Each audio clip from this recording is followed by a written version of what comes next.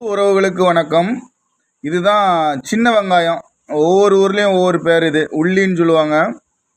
உங்களுக்கு சளி இருந்ததுன்னா, அதாவது சளி வருவதற்கு முன்பாக, அதாவது தொண்டை கரகரப்பு வரும், அதாவது இருமல் வர்றதுக்கு முன்னாடி நம்மளுக்கே தெரியும், தொண்டையில் சளி வர மாதிரி இருக்கும், உடம்பு பலவீனமாக இருக்கும். அந்த நேரத்தில் நீங்கள் இந்த மாதிரி ஒரு சின்ன வெங்காயத்தை உரித்து பச்சையாக சாப்பிட்ணும். பச்சையாக சாப்பிட்டிங்கன்னா ஒரு 3 வேளை, காலையில், மதியம், இரவு 3 வேளை சாப்பிட்டிங்கன்னா 2 நாளில் அந்த சளி தொல்லையே உங்களுக்கு இராது. அதாவது வருவதற்கு முன்பாகவே இந்த வெங்காயம் காப்பாற்றிடும். தமிழ் மருந்து எல்லாமே எப்படின்னா, வந்த பிறகு நம்மளை அது சரி செய்யாது. வருவதற்கு முன்பாகவே இது சரி செஞ்சிடும். அதனால் எல்லாருக்குமே தெரியும், சளி வர்றதுக்கு முன்னாடி தொண்டை கரகரப்பு இருக்கும், இருமல் ஸ்டார்ட் ஆகிறதுக்கு முன்னாடி நம்மளுக்கு ஒரு சிம்டம்ஸ் காட்டும்.